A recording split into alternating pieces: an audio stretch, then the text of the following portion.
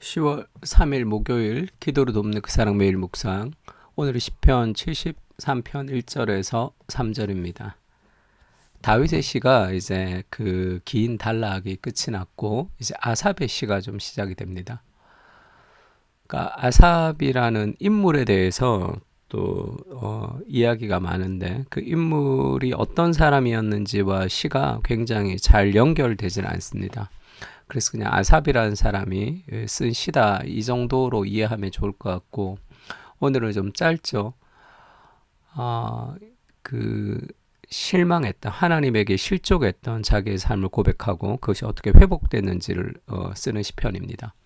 그 2절에 보면 나는 거의 넘어질 뻔하였고 나의 걸음이 미끄러질 뻔하였으니 신앙을 잃어버릴 뻔했다는 거죠. 그러니까 우리를 신앙을 잃어버리게 하는 그런 요소들이 어떤 것인지를 좀 살펴볼 수 있습니다. 그러니까 나는 거의 넘어질 뻔하였고 라는 제목으로 말씀을 좀 나누려고 합니다.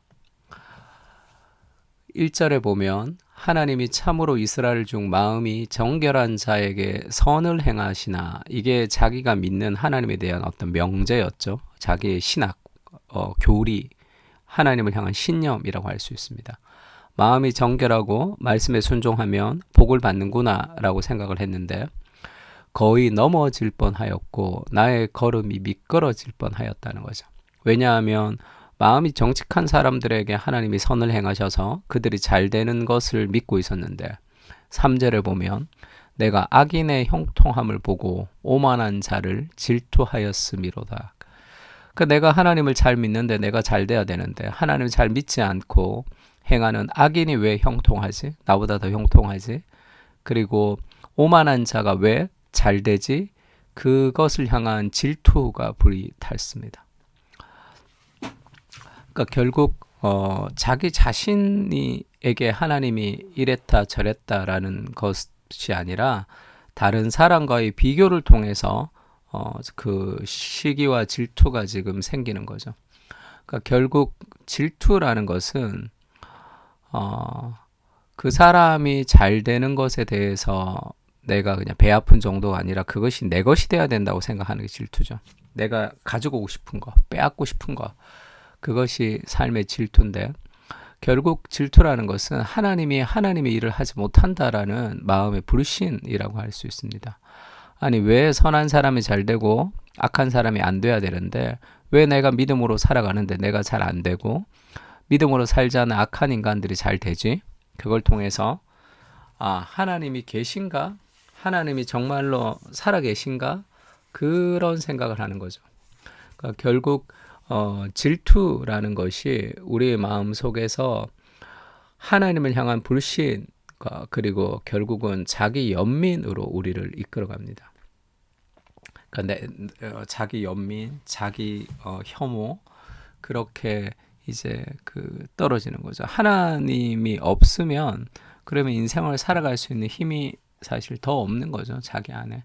질투라는 것은 하나님을 향한 원망이 그 마음의 베이스에 깔려 있습니다.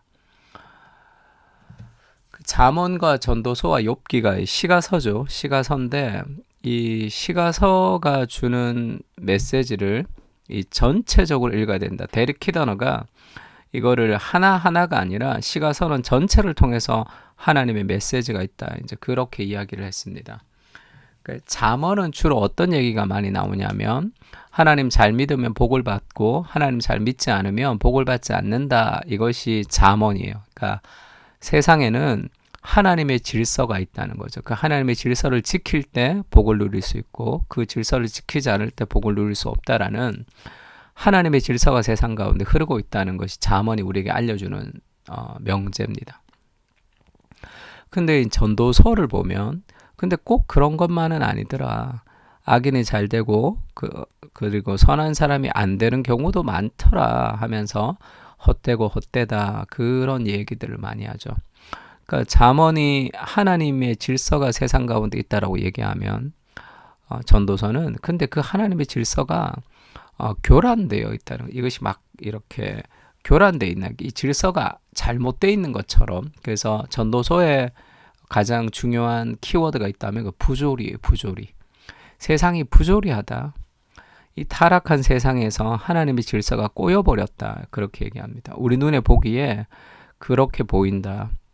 교란되었다. 그렇게 이제 이야기하고. 근데 욥기를 또 이렇게 읽어보면 욥기는 욥의 고통을 당하고 욥이 어려움을 당하고 했지만 결국은 그것이 하나님의 주권적인 역사 안에 있다는 것을 보여주는 거잖아요. 그래서 하나님의 질서가 있는 게 잠언이고 이 전도서가 그것이 아닌 것처럼 보여지지만 욥기를 통해서 보면 하나님의 질서가 숨겨져 있기 때문에 우리 눈에 교란되어 보일 뿐이지만 여전히 하나님의 통치와 하나님의 질서는 반드시 서게 된다. 그 욥기를 통해서 보여주는 거예요. 그러니까 우리가 지금 아삽이 이렇게 흔들리며 질투를 한 것도 이 전도서 같이 보이는 거죠. 우리가 눈에 보기에는 하나님 마치 살아계시지 않은 것처럼 하나님이 아무것도 하지 않는 것처럼 전쟁과 기근과 여러 가지 어려움 속에서 하나님이 그것을 방치하고 계신 것처럼 느껴질 때가 있습니다. 그러나 인간은 하나님이 아니죠. 하나님의 숨겨진 질서가 있다는 그 하나님의 뜻을 신뢰할 때 우리가 그 질투의 문제로부터 낙심의 문제로부터 벗어날 수 있는 거죠. 이 질투와 낙심은 결국 불신이죠. 하나님보다 내가 더 똑똑하다. 하나님보다 내 생각이 낫다라는 마음에 베이스가 깔려 있습니다. 그리고 이런 질투가 우리의 삶에 낙심으로 이어지는 것이 제일 좋지 않은 이유는 신앙생활에서 가장 중요한 것을 빼앗아 가기 때문인데 그것은 기쁨이죠. 즐거움. 주께서 생명의 길을 내게 보이시리니 주의 앞에는 충만한 기쁨이 있고 주의 오른쪽에는 영원한 즐거움이 있나이다 할 때 이 기쁨과 즐거움이 하나님과 신앙생활에서 우리가 누리는 가장 큰 베이스가 돼야 되는데 신앙에서의 기쁨이 사라지는 것, 즐거움이 사라지는 것은 우리 신앙이 영적 침체 가운데 빠졌다는 뜻이에요. 그리고 하나님과의 관계성이 문제가 있다는 뜻입니다. 그러니까 질투는 결국 내 삶의 참된 신앙의 본질인 기쁨을 빼앗아 가버리죠. 그래서 하나님이 주시는 기쁨을 빼앗기지 말아야 됩니다. 나는 거의 넘어질 뻔하였고 나의 걸음이 미끄러질 뻔하였다라는 것이 이제 신앙을 잃어버릴 정도로 그렇게 낙심됐다는 그 이야기를 하고 있는 거거든요. 그래서 그 하나님을 향한 마음의 어떤 낙심이 될 때 그 기쁨을 빼앗기지 않는, 그러니까 낙심의 문제를 우리가 버려야 되는 거죠. 복음 안에서 우리의 삶의 어떤 기쁨을 회복해야 됩니다. 그 찬양도 있죠. 우리가 부르는 찬양 중에 주님을 사랑하는 기쁨을, 그 즐거움을 빼앗기지 않게 하소서, 이런 찬양이 있죠. 그러니까 가만히 있으면 우리 삶에 적극적으로 생각하지 않으면 하나님의 말씀을 적극적으로 묵상하고 우리의 감정을 말씀 앞에 우리가 가까이 가지 못하면 인생에서 늘 우리의 즐거움을 빼앗아가는 사건들과 사람들을 만날 때가 많습니다. 그래서 가만히 두면 이 빼앗기는 거죠. 우리가 그냥 정상적인 세상에서 편안하게 살아가는 게 아니라는 거 알아야 돼요. 우리는 천국에 사는 게 아니라 영적 전쟁의 한가운데 살고 있습니다. 무엇을 뺏느냐 뺏지 않느냐의 싸움을 싸우는 거예요. 그러니까 가만히 안일하게 하나님 말씀과 동떨어져서 그냥 일주일을 살다가 오면 그 삶에 하나님 주시는 즐거움을 다 빼앗기고 오는 거예요. 그러니까 이미 하나님이 우리에게 주신 그 복음의 즐거움을 다 빼앗기고 와서는 안 되고 그 싸움을 좀 싸울 필요가 있습니다. 우리를 기뻐하지 못하게 하는 많은 환경 속에서 그 기쁨을 지키는 것이 복음의 능력, 신학의 능력이라고 할 수 있습니다. 그리고 창세기에 보면 이 뱀이 그 하와에게 죄를 짓자고 유혹할 때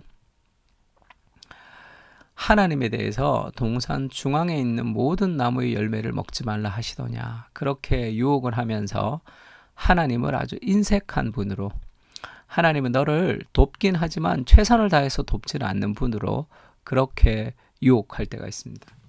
그러니까 우리가 이 질투가 있다는 것은 하나님의 풍성함에 대한, 하나님이 내 삶에 만족이 된다는 것에 대해서 우리가 불신하는 것이죠. 지금은 노여움이 잠깐이고 은총이 평생이고, 지금은 울음이 깃들 때도 있죠. 지금 울음이 깃드는 시대가 살 때가 있습니다. 그럼에도 불구하고 하나님이 반드시 우리 인생에 기쁨을 주시는 분이시고 내 인생이 잘 되기를 바라시는 분이시다는 하나님의 풍성함을 좀 기억할 필요가 있어요. 모든 질투로부터 해방되는 길은 하나님의 공급을 기억하는 겁니다. 그래서 부족의 심리가 아니라 풍요의 심리. 그래서 이 피자가 4조각 있을 때 4명이 있거나 5명이 있으면 피자 조각이 줄어든다고 생각하는 이 부족의 심리가 아니라 사람들이 많으면 피자 파이를 점점 키우면 되죠. 하나님이 그렇게 해서 결국 더 많은 조각을 우리에게 먹게 하시는 분이시다라는 풍요의 심리가 좀 필요합니다. 마태복음 7장 11절 이런 말씀이 있죠. 너희가 악한 자라도 좋은 것으로 자식에게 줄 알거든. 하물며 하늘에 계신 너희 아버지께서 구하는 자에게 좋은 것으로 주시지 않겠느냐. 하나님이 우리에게 풍성하시게 은혜를 베풀어 주시는 분이시다라는 것을 신뢰할 필요가 있습니다. 시샘과 질투는 다른 누군가의 삶을 원하는 것입니다. 나는 자격을 갖추었지만 하나님이 나만 누리지 못하게 한다는 잘못된 생각을 거부하게 하시고 복음 안에서 빼앗기지 않는 참된 기쁨을 누릴 수 있도록 인도해 주시옵소서. 질투는 나를 신앙에서 미끄러지게 하는 힘이 있습니다. 늘 하나님의 풍성하심에 초점 맞추게 하시고 믿음 안에서 걸어갈 수 있도록 인도해 주시옵소서. 하나님은 내 삶의 모든 것을 공급해 주시는 풍성하신 하나님이심을 기억하며 오늘을 살아가게 하여 주시옵소서. 아멘. 오늘도 풍성하신 하나님을 또 기억하면서 시편을 가지고 함께 기도했으면 좋겠습니다. 다 같이 기도하겠습니다.